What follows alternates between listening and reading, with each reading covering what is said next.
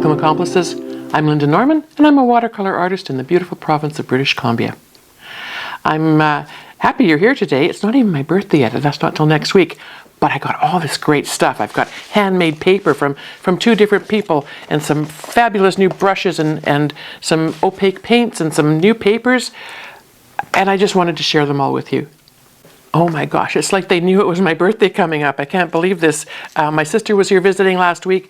She brought me this incredible, I'm just gonna move this off to the side, this incredible paper that she made with bits of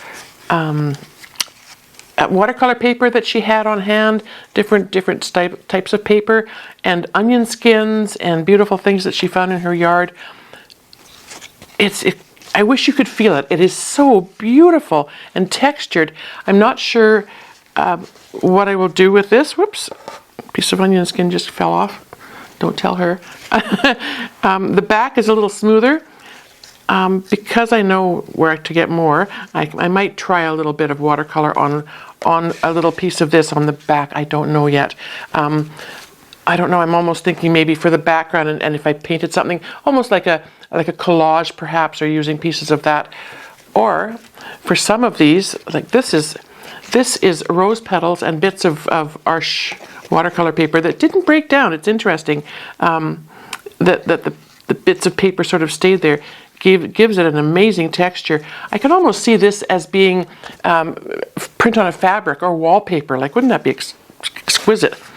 And so yeah, mush up the paper and the bits of organic stuff in a blender, I guess, in water and in a screen, and flattened it out, and magic just sort of happened. So, and other than that, we had a wonderful visit. I got some really precious little gifts, so that was really a nice surprise and unexpected.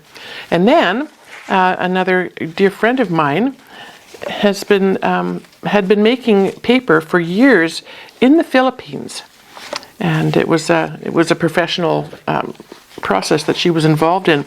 And she sent me these the other day.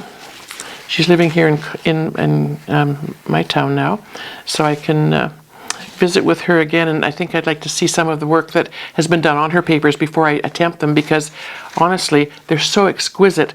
I'm afraid to do anything but just ogle them right now, but they're beautiful. Each one has a different thickness, a different fibers in the works. This one is very soft and subtle, but you can definitely see the texture in there. And this one is another, just a different color. I'll have to ask her what these fibers are in here, because I'm not sure what they would be. Little bits of plant fibers, I suppose. This one is very subtle, and it's on a brown. Oh, and it's got a faint line through it on the paper itself. So yeah, I'm so excited. And this piece is just luxurious. The color is exquisite, and it's thick, and it's rich, and very textured. That might be a nice background instead of a matte on a painting. So I just wanted to share that with you, and let you enjoy the visual, look of these. Like I said, I'm not sure when and if I'm going to do anything with them. I might just appreciate them like this for a while until I can get brave enough to try something out. And getting brave is something that, I don't know. I remember when I first started watercolor painting, it was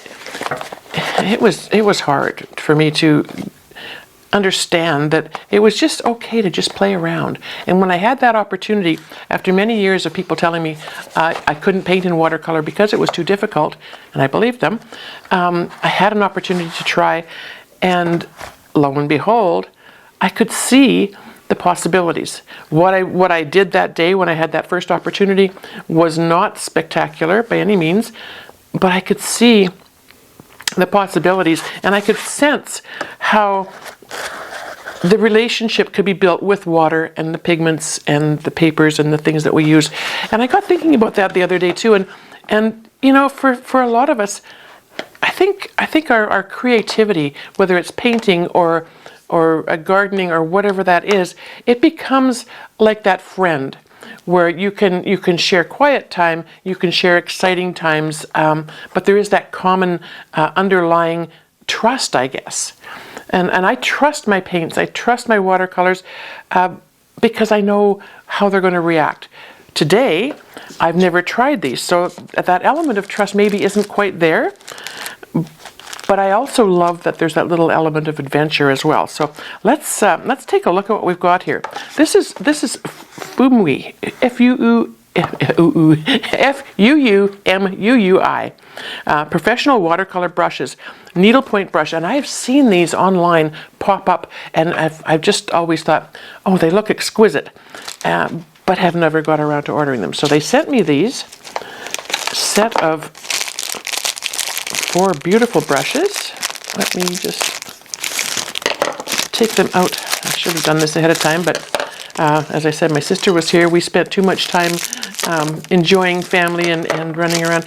And my sister's a creative person as well. She loves to paint. She loves to do a lot of fiber arts. We didn't touch a brush the whole time she was here. But that's okay. We'll get her back and we'll do something together perhaps. So, 4 brushes. And what appealed to me in the photos of these when I'd seen them online is these. I'm going to put them on a sort of a white background perhaps so you can see better. These points are just exquisite. And the belly of the brush looks like it's fairly substantial. That's important because it's the belly of the brush that's going to hold the pigment in the water for you.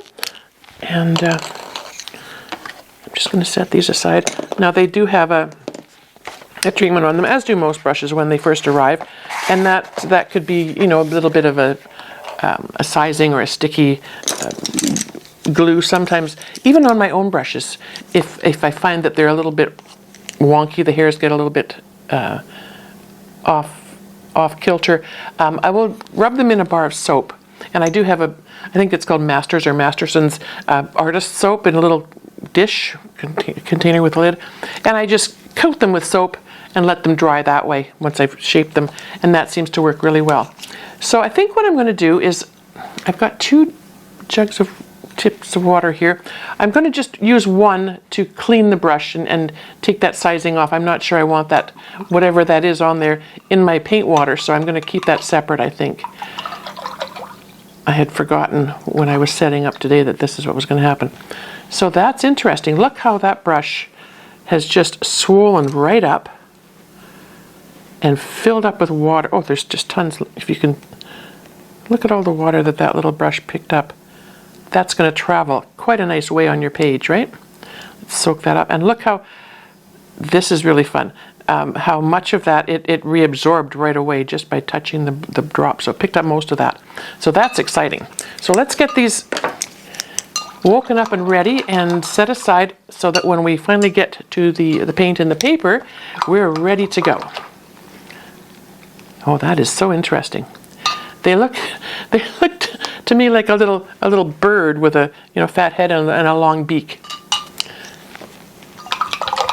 Oh, and speaking of birds, my paint group that I go to on Wednesday mornings is situated in a little old heritage home right on Lake Okanagan, and beautiful trees and the water's there.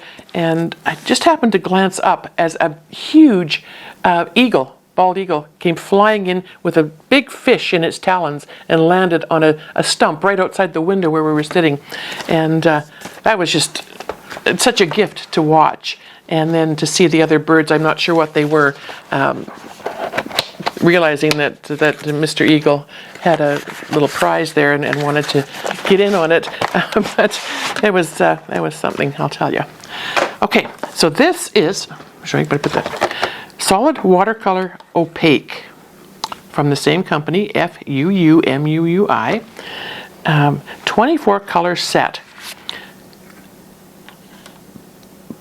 High quality pigments, evaluated for light fastness, that's good to know. Weather resistance, pardon me. sun resistance, alkali resistance, and opacity, delivering rich, vibrant colors that maintain their brilliance in both wet and dry techniques. Well, this is exciting. And on the back, there's a little color chart, which is very helpful.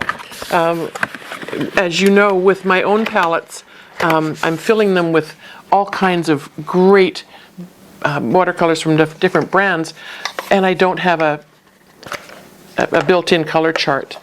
But what I have done, if you purchase one of my palettes, by the way, I printed a little template where you can write in the colors that you add to your palette. So, but it's important to have that because I have several on the go with various brands in them now, and sometimes it's hard to remember what's in each.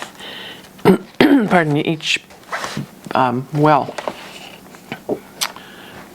Red gray 1, red gray 2. Oh my gosh, and you can, I don't know if you can see this, red gray 1 and red gray 2. No, I've got it upside down. I was going to say, that doesn't make sense to me. Okay, that makes more sense, I believe. Brown gray, green gray. Okay, there we go.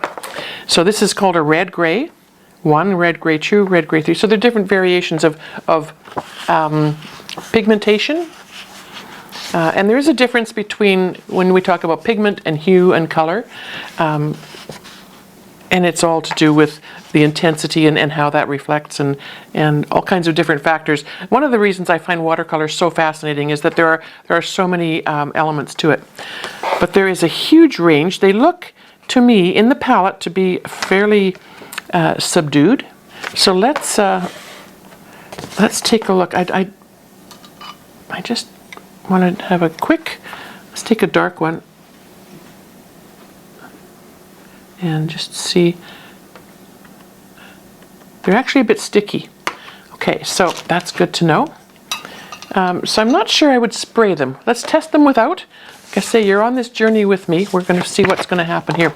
And with this package came a watercolor block, cold pressed, 100% cotton, and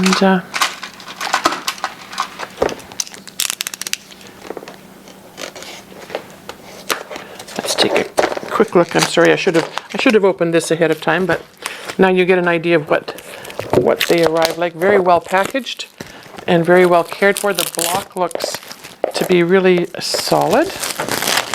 I love painting on a block. As you know, if you let your paints, let your surface dry, any buckling that may have happened in the process of your painting will flatten right out. So that's exciting. This is important packaging. I purchased blocks before of watercolor paper, and the edges have been damaged because the package has been dropped along the way or whatever. This one has these beautiful little corner covers on them, which, by the way, if you're transporting your paints or paintings, they're very handy to have. So I love that's arrived in lovely shape for me to paint on.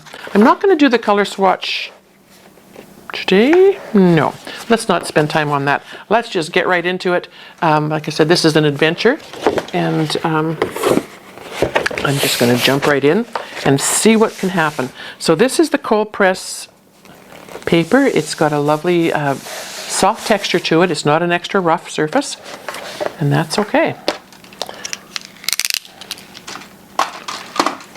So because these paints are sticky, I'm just going to add a tiny bit of water to, and because I want you to see them on the page, I'm going to start with the darkest one.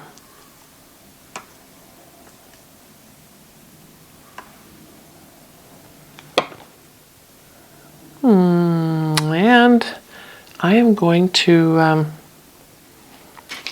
just going to wet the page because I want to paint, I want to see how they react on how I paint and the type of things that I like to paint. So let's see how they move and how they react with water on the page. So I'm just going to give a good coat of water, and if I sit back I can see it's completely covered, and I can just sort of watch how this particular paper 100% cotton, absorbs the moisture in the water. It seems to be quite even.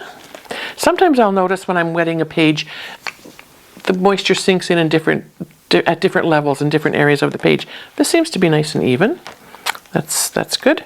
It's not soaking in quickly like some fibers allow to or cause to happen. So I've got all of that on there. Let's see if we can. So that was the nice dark. Oh my goodness! I was not expecting that. That is quite fantastic. It'll be interesting to see. I was going to make a cloud. However, we might have to make that into a cloud later. Oh, it is amazing. I should have, had I realized it was going to do that, I would have made it that down here in the horizon, but that's okay. Let's soften those bottom edges so it doesn't look like there's an island sitting up there, and see if it can't just form its own cloud shape. And then maybe I'll just do another one up here. This time I'll approach it a little bit differently. I'll make it more round and let it sit in there. Let it move to become its own cloud shape. The way it dissipates and moves through the water on the paper is absolutely phenomenal. So let's try some blue and maybe make a bit of, and I dropped water in that one. We're making a mess is what we're doing, but that's okay. We're going to add some blue areas to the sky. We'll make a sky. We'll make a landscape. This will be a landscape.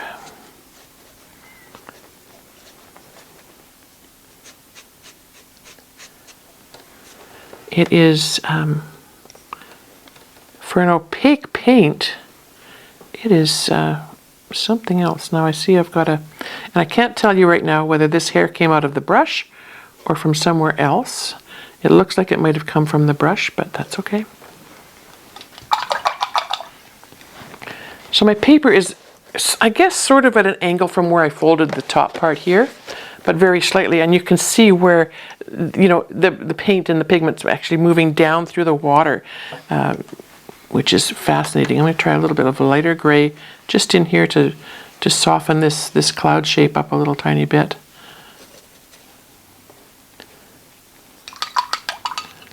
It is very granulating, which I definitely wasn't expecting. So that's quite fabulous. This is, I think, is a darker blue or a gray blue. Okay. All right. Well, that's so interesting. I just want to soften these edges a tiny bit, and I think what we'll do is,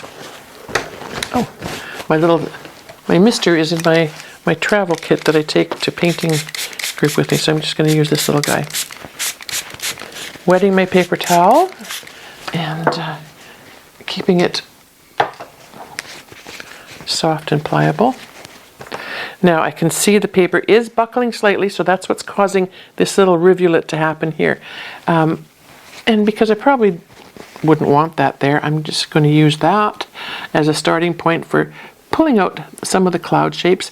And because most clouds that I observe have the whiteness on the top and the dark is the underside where you'll see things that are the shadowy part perhaps.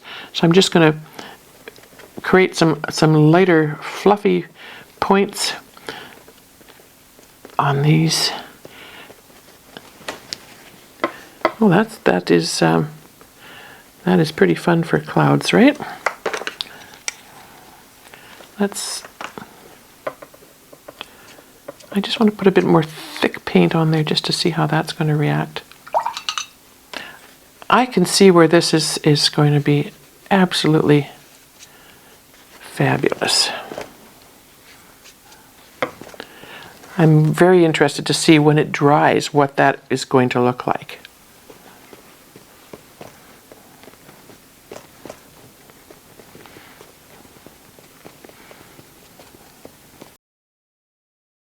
think we'll just change that a tiny bit. It is, it's quite amazing how it actually can be moved on the page. I wonder, because it's not as transparent and it's thicker, it's easier to move. I'm not sure. All right, well that's enough for the clouds. Let's see what happens if we try to make some trees. So we're going to try to find some greens. I'm thinking, you know, when you're doing a landscape and you want the background to look farther away, if you paint them a bit lighter and more diffused, and as things get closer, they're brighter and they're more defined. So in the background, just because we've got all these fabulous colors here, let's look at purple. This is a purple. Oh, it tells me right here, right? Purple gray. So these are all gray tones, which is beautiful. They'll be working well together. I'm just fascinated by these clouds. I can't stop playing with them. I can see where there's some really beautiful opportunities to create something fabulous. And this bit that looks like rainfall coming down is beyond gorgeous. So I'm loving these points on this brush. Let's load the brush and see how long we can go with one paint load. And I have a feeling it's going to be quite fun.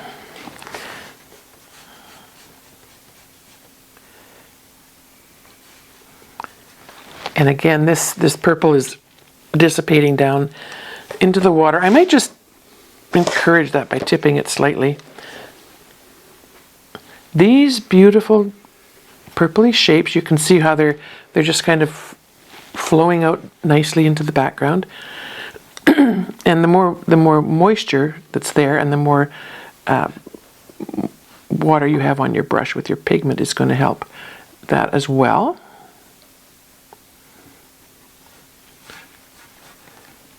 And you can see where some spots are lighter and some are darker.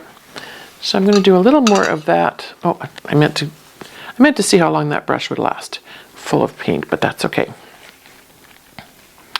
I think because we've got more open sky here, I'm going to make this part a little bit higher. I do like to keep the land bits a little bit uneven. Adds a little bit of interest to the painting. And if I just make a little indication there where it's going to end, as long as I can keep it fairly straight, I don't know, it just seems it's always easier to do this once you get moving, and we probably don't want to do that. Now I can see here where I had too much fun playing with that water, and I've got some blooms and some blossoms. But I'm just thinking it would be quite, as long as you catch those while they're fairly wet, you can deal with them. So let's make these points, and it's going to be a bit of a challenge because the background, or rather the paper, is still damp. So using this fine tip to make those exquisite points isn't going to be quite as easy, because it's going to want to dissipate. But let's take something lighter now, and actually let's go something darker. What have we got here? We have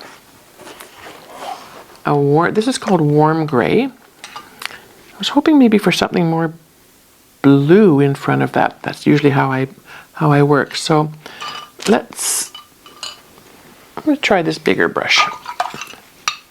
It's just a slight bit larger. Does it say? It's called a 14 extended point. And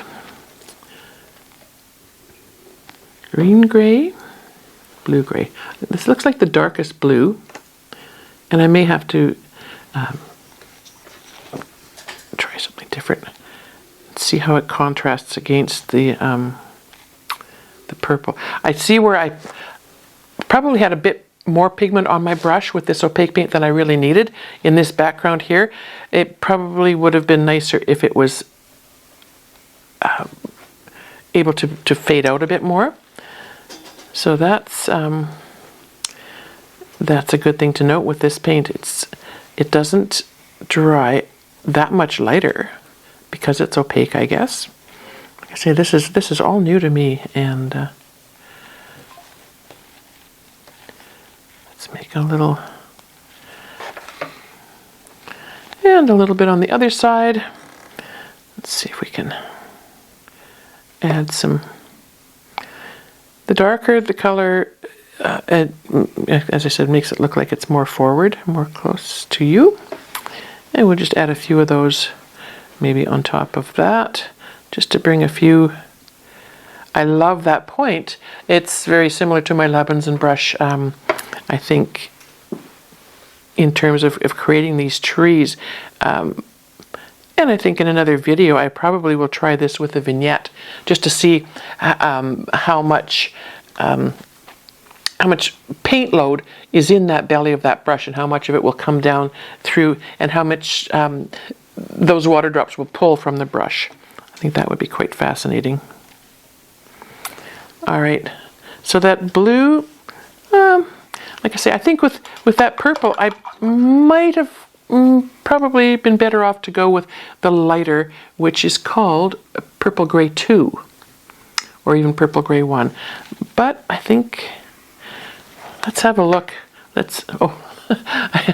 pulled at it with my damp paper towel, and I kind of scuffled it up.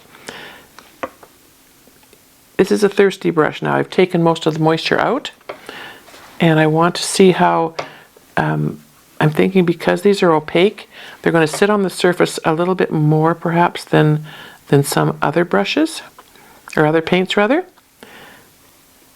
And because they're sitting there, they're prime for lifting, and that is exactly what you can do. That is very interesting. And I'm not even worried about getting the brush back into its proper shape. I'm just pulling out the water. I don't want any excess water at this point.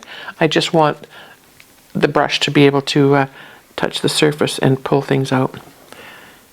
And I kind of like that.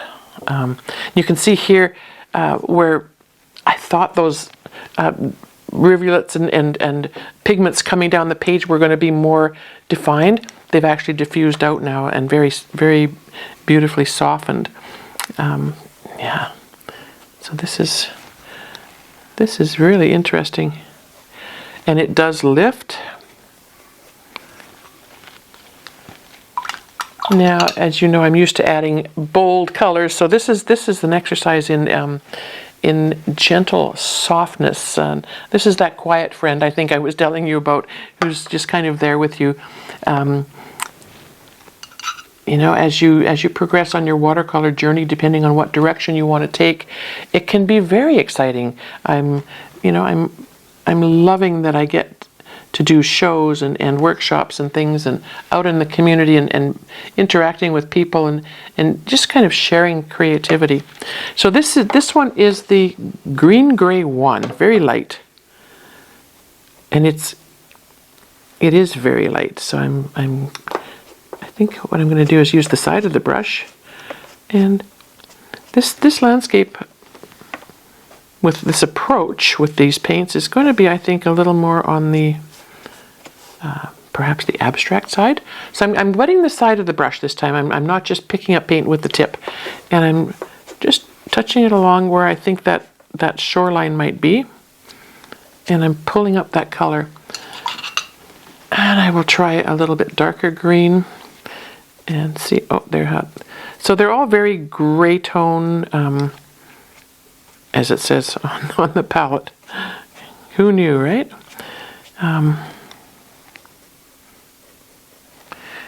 Very interesting. Now normally I would have gone in with a big brush and given the whole thing a wash so that whatever's down here has the same, you know, a bit of pigmentation as the top, but I didn't do that, and we're testing colors. So let's try something. Let's try something interesting, and just to get the colors going. I've got a lot of water on this the biggest brush, the number 14, and I'm just dipping it into the red gray number 3. And there is a lot. It's dripping off the end of my brush. And we'll just get that in there. See if it works up with the other colors. To soften that, I'm going to go into the red gray number 1, which is very similar to, I think, the appearance of that green gray number 1. So it seems to have a lot of the white white base, almost like in my other paints that I used, a buff titanium perhaps. And I'm going to get that as close as I can to this beautiful granulation of these purples, and then try a little bit of spray. Oh, now how did I do that? I think I've got a bit of a... I sometimes do that. I get excited and I get a little heavy-handed, and your brushes will hurt your paper. I've been a little harsh there and made a bit of a mark on the paper, and that's not good, but that's okay. So let's see how we do with a little bit of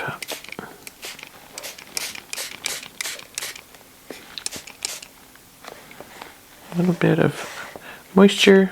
Make it blend together without forcing it. And then, oh my gosh, well, that's a new technique. Throw it on the floor. So quite a bit of water,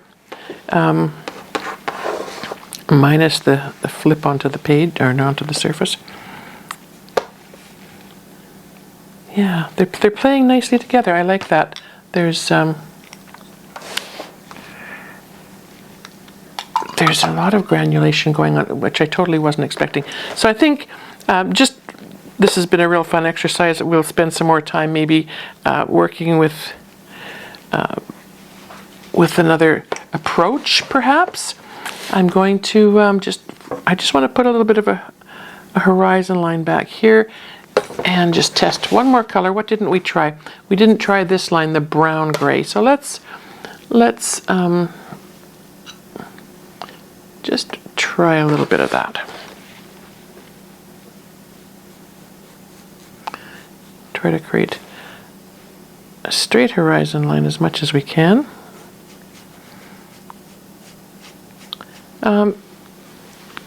That's kind of an interesting, I'm doing a little bit more of a dry brushing technique here, just to see, not something I normally would do on a horizon, but I just wanted to see how that would work.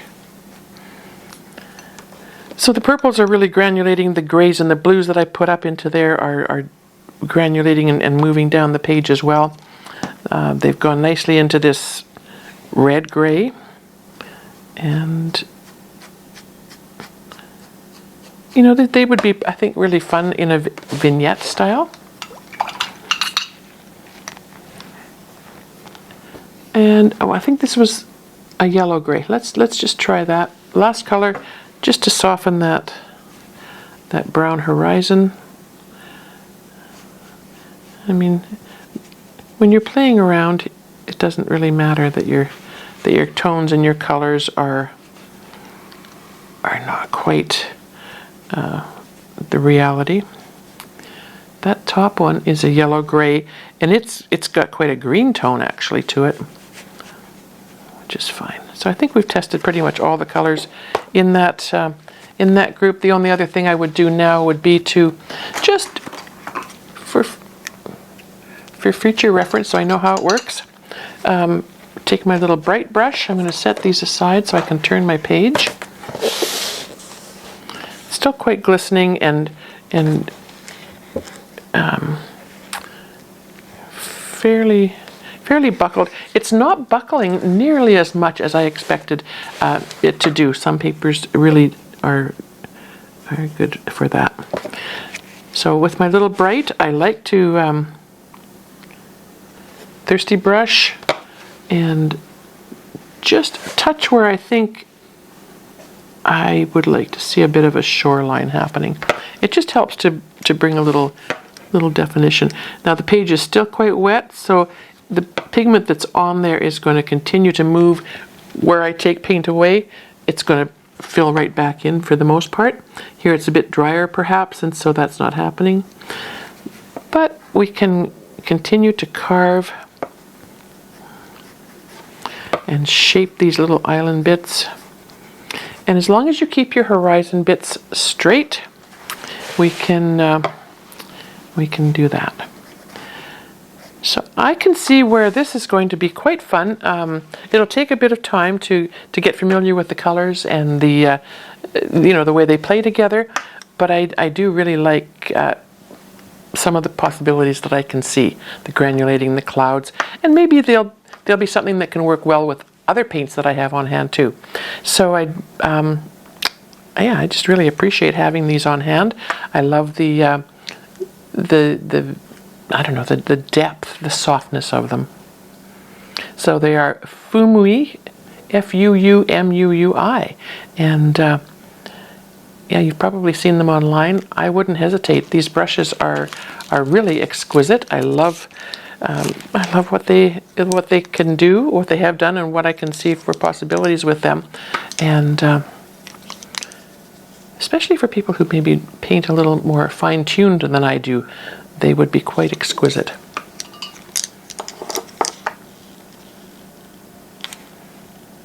So I'm happy you're here today to share this with me. If you have these, if you've used them, if you are going to use them, let me know. See if you've enjoyed playing around with them as much as I have. Thanks for joining me today, accomplices. I really had fun with this new to me paint set. Beautiful Fuumuui brushes, exquisite points. That doesn't belong there. Yeah, I just I can see where we could have a lot of fun with these nice big bellies and points on them. The paints, the opaque watercolors in gray tones are. It took me away from my usual palette colors, and I really enjoyed the softness of them. I can see where I can maybe start some different themes with these, so that's great. And the paper, 100% cotton, reacted just as beautifully as I'd hoped it would. If you like what you've seen, I invite you to subscribe to my channel or head on over to our members area.